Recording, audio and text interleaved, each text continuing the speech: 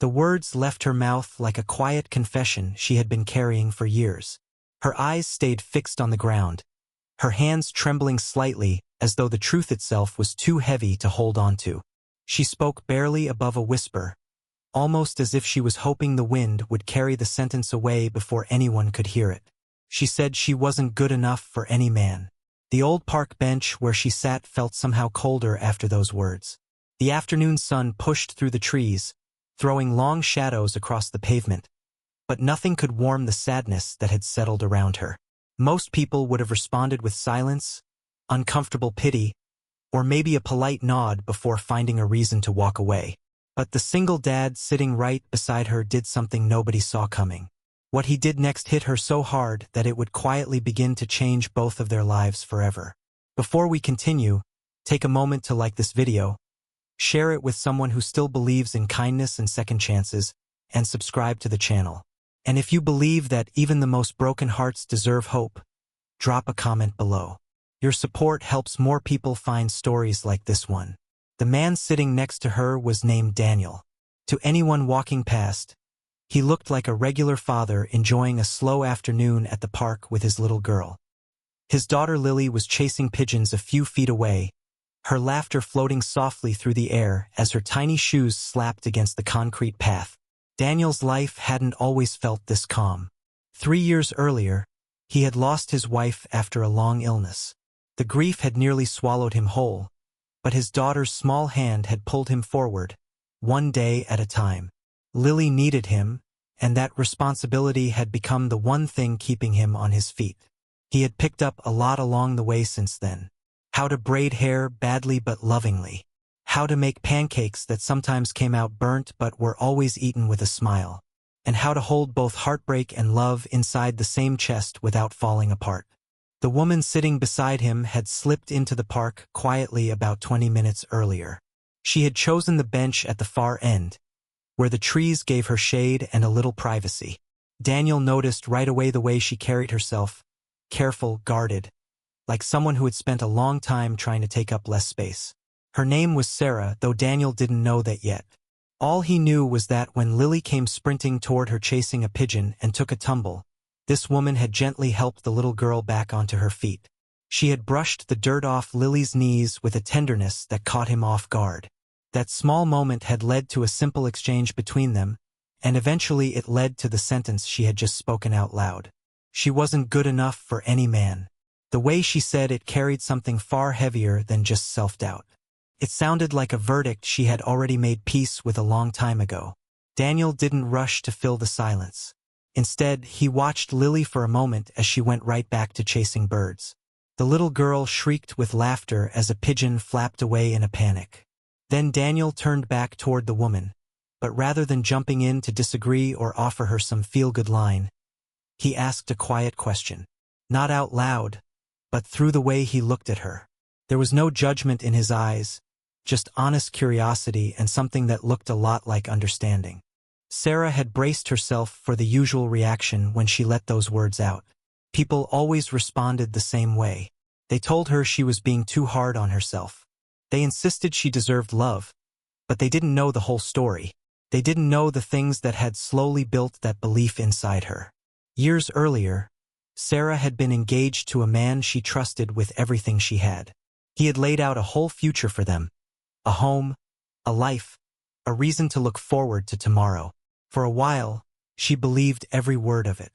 But promises have a way of crumbling under real pressure. After losing his job, her fiancé had slowly turned into someone she barely recognized. The warm-hearted man she had fallen for became bitter and unpredictable. He started blaming her for things that were completely out of her hands. The arguments got louder, sharper, meaner. Eventually, the emotional damage ran deeper than anything she could hide or explain away.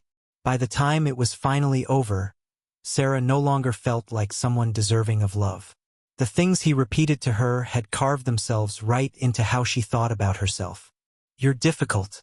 You ruin everything. No man is ever going to stick around for you. Those words had played on a loop in her head for years.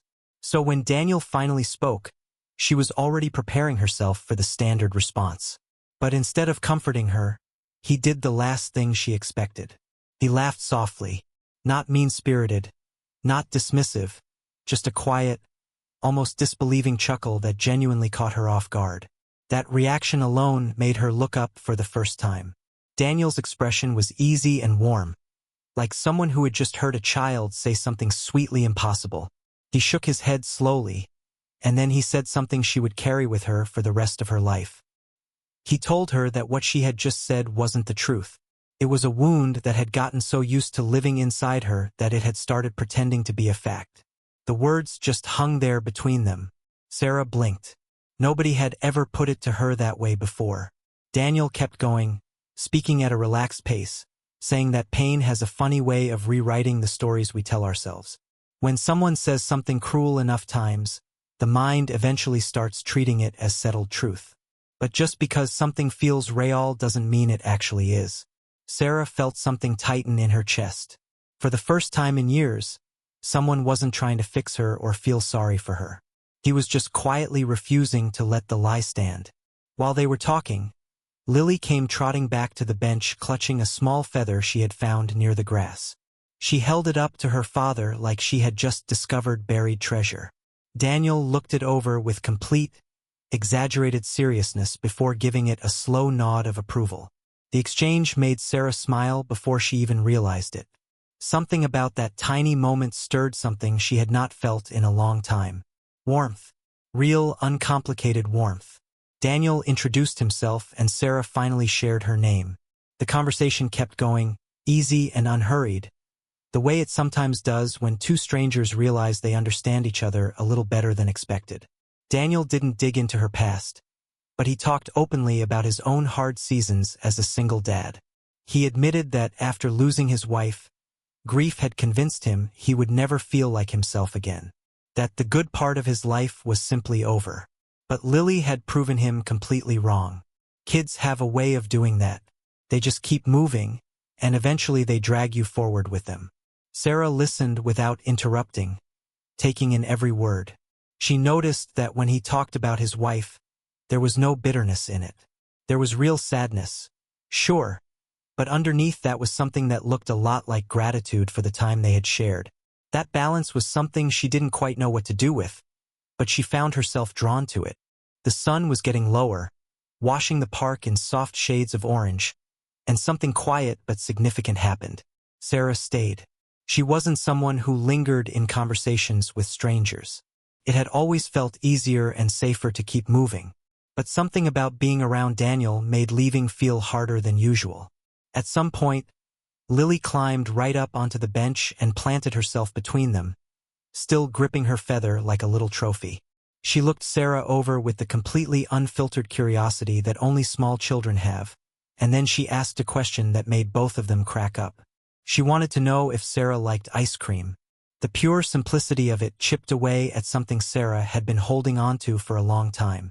Daniel stood up and announced that Lily's suggestion was, in fact, an excellent idea.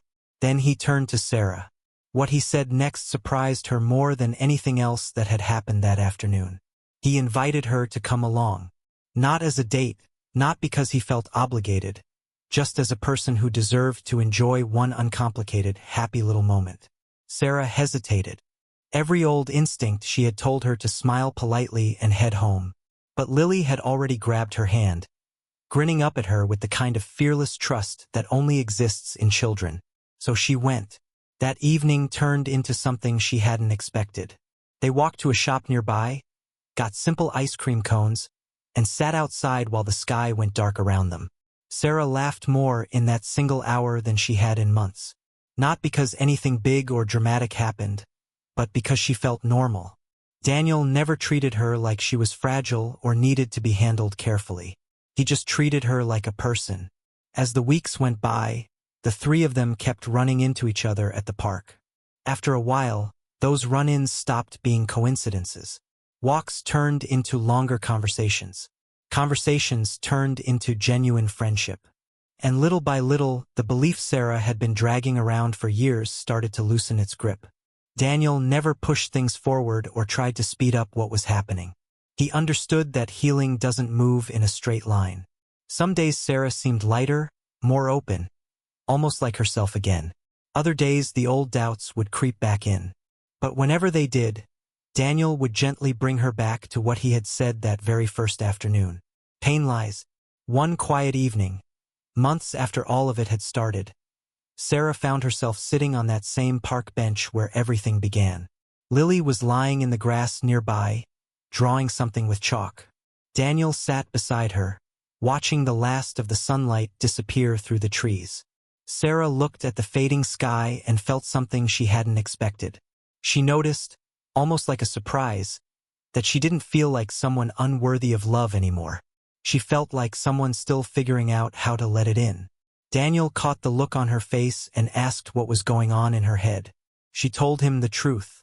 She said the woman who used to believe she wasn't good enough for anyone was slowly fading out. And whoever was stepping in to take her place felt steadier, warmer, and a whole lot more hopeful than she had in years. Daniel smiled.